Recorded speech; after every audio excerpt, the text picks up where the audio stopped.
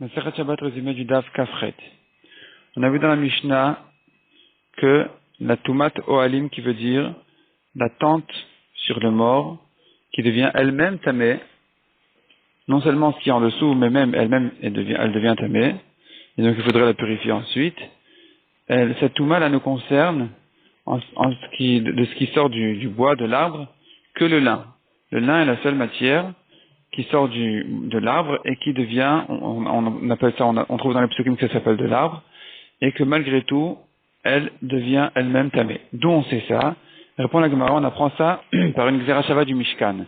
Il est écrit la notion de Ohel en ce qui concerne la Touma du mort. Il est écrit la notion de Ohel en ce qui concerne le Mishkan. Là-bas, il se rapporte là-bas sur, c'est pas sûr que se rapporte sur une toile de lin. Et donc, de là, on apprend que le lin reçoit de la Touma pour un mort. La Gemara ensuite demande qu'est-ce qu'il en est d'une peau de bête impure. La peau d'un animal pur, il est clair qu'elle reçoit la Touma pour un mort, puisque on a trouvé aussi dans le Mishkan.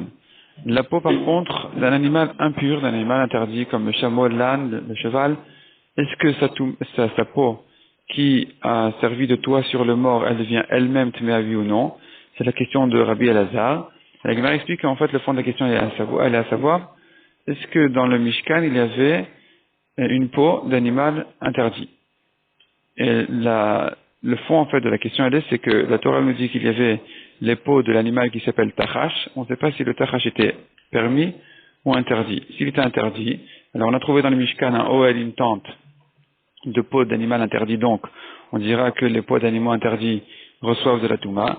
Si par contre on dit que le tachash était un animal permis, alors on n'en a pas trouvé dans le Mishkan, on n'a pas trouvé d'animaux interdits, et donc leur peau ne reçoit pas de Touma pour un mort. Que les peaux d'animaux permis peuvent recevoir de Touma pour un mort, qu'on a trouvé dans le Mishkan, ça c'est clair, parce qu'il y avait une peau aussi de bélier, mais les peaux d'animaux interdits ne reçoivent pas de Touma pour un mort, puisqu'on n'en a pas trouvé dans le Mishkan, donc on n'a pas trouvé que ça s'appelle Ohel, une tente. La Gemara fait toute une recherche. La Gemara d'abord dit que la Gemara ramène une première preuve qui est repoussée. Une deuxième preuve, dit Rava, on peut apprendre que les peaux d'animaux interdits reçoivent de la Touma on pourrait les apprendre de Negaim et de Shratim. C'est-à-dire, on a trouvé dans la Torah que les peaux d'animaux même interdits, elles reçoivent de la Touma de taches, de Negaim, de lèpre. Elles reçoivent aussi la Touma de reptiles. Il en est de même pour la Touma du mort, qu'elles pourraient recevoir leur Touma. La Gemara repousse, non. Le mort, la Touma du mort, elle a quelque part une Kula par rapport à la Touma des Negaim et des Shratim, des taches et des reptiles. C'est que la quantité de mort qui rend tamée, elle ne peut être que plus grande qu'un kazaït, tandis que les Negaim et les Shratim, les taches et les reptiles rendent tamée même à moins d'un kazaït. Donc c'est repoussé. La Gemara, elle ramène quand même un Kalvachomer qui dit, si déjà les poils de chèvre, on en a fait un tissu, une toile, elle reçoit la Touma des Negaim, des taches, Kalvachomer que elle reçoit, si déjà les poils de chèvre qui ne reçoivent pas de Touma de Negaim, elle reçoit la Touma pour le mort, alors les peaux d'animaux interdits qui reçoivent la Touma des Negaim, qu'elle reçoit la Touma pour un mort. Donc, finalement, il est clair que ces peaux d'animaux interdits, reçoivent la Touma pour un mort. Donc, finalement, la Gemara demande, mais finalement, Rav Yosef nous a ramené une braïta qui disait que tout ce qui sert au mitzvot ne peut venir que d'animaux purs, d'animaux permis. À propos de quoi Rav Yosef a dit cette chose-là? Si c'est à propos du Mishkan, finalement, on a déjà une preuve que les animaux interdits, eux aussi, reçoivent de la Touma pour un mort. Donc, on n'a pas besoin de savoir si le Mishkan était fait d'animaux permis ou interdits, parce que de toute façon, ce qui s'est passé, c'est de l'histoire, et ce qui nous intéresse aujourd'hui, c'est que la Touma pour un mort, et puis finalement, on dit qu'on a prouvé que même les animaux interdits, leur peau, reçoit la Touma pour un mort, donc finalement, j'ai plus besoin de savoir qu'on ne pouvait se servir pour cette mitzvah-là que d'animaux purs. Alors, à propos de quoi Rav Yosef a dit cette chose-là?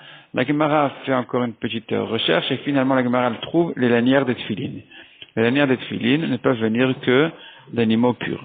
Les parchemins, les boîtiers, c'est clair que ça ne peut venir que d'animaux permis.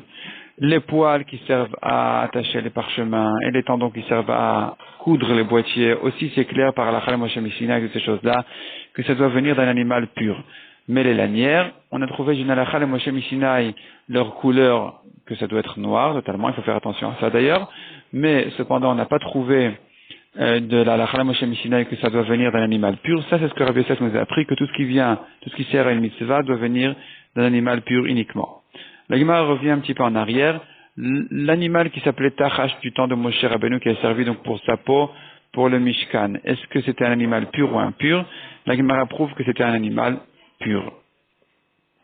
Mishnah suivante, une mèche de tissu d'un vêtement qui a été pliée, donc roulée pour en faire une mèche, et qui n'a pas encore été un petit peu brûlée avant Shabbat, selon Rabbi Eliezer, cette mèche-là, elle reçoit de la touma comme un vêtement, comme un morceau de tissu qui sort d'un vêtement, ou qui peut servir à un vêtement, et on n'a pas le droit de s'en servir pour l'allumage. Selon Rabbi Akiva, c'est pur, et ça ne reçoit pas de touma, donc, et on peut, lui, s'en servir pour l'allumage. La Gemara explique cette discussion de plusieurs manières. Première manière, c'est Rabbi Oshaya, Rabbi Oshaya et Ravada Barava. Ils expliquent qu'il s'agit ici dans la Mishnah d'un tissu, d'une mèche, un tissu qui a servi pour la mèche qui fait exactement 3 doigts sur 3 doigts, qui est la taille minimum pour recevoir de la touma. Et maintenant, la question se pose. Est-ce que quand j'ai roulé ce tissu pour en faire une mèche, je considère que j'ai annulé le tissu, oui ou non? Selon Rabbi Eliezer, je ne l'ai pas annulé. Et donc, en ce qui concerne la touma, il reçoit encore de la touma. En ce qui concerne l'allumage, c'est interdit. Pourquoi? Il s'agit ici de Yom Tov qui est tombé un vendredi. Et donc, quand j'allume les nérodes de Shabbat, je les allume pendant Yom Tov. Or, il faut, pendant l'allumage, allumer la majorité de la mèche. Et ici, on aura un problème. C'est que Rabbi Eliezer, Rabbi Akiva, et les deux pensent comme Rabbi Yehuda, qui interdit Mouktsé pendant Yom Tov. Il interdit les ustensiles qui se sont cassés pendant Yom Tov. Or, ce tissu-là qui faisait une taille de tissu, quand je l'allume pendant Yom Tov, la majorité donc de la mèche, finalement je l'ai cassé parce que je l'ai diminué de sa taille minimum, il est passé d'une taille d'un tissu normal à une taille d'un rien, de quelque chose qui s'est cassé. Et donc ça devient Mouktsé, je n'ai plus le droit de l'utiliser pendant Yom Tov, c'est pour ça qu'il interdit son allumage. Tandis que Rabbi Akiva, lui, il tient que dès que j'ai roulé le tissu pour en faire une mèche, c'est fini, je l'ai annulé, c'est plus un tissu. Donc, en ce qui concerne la touma, ça ne reçoit plus de touma, c'est tahor. Et en ce qui concerne l'allumage, ça ne s'appelle pas que je casse un tissu en commençant à l'allumer, en allumant la majorité de la mèche. Ça s'appelle tout simplement que j'avais déjà une mèche et que j'ai utilisé une mèche prête déjà, c'était déjà une brindille, c'était déjà un tissu cassé déjà. Il avait déjà plus la taille puisque j'avais déjà roulé avant Yom Tov. Et donc c'est pour ça que Rabbi Akiva permet son allumage.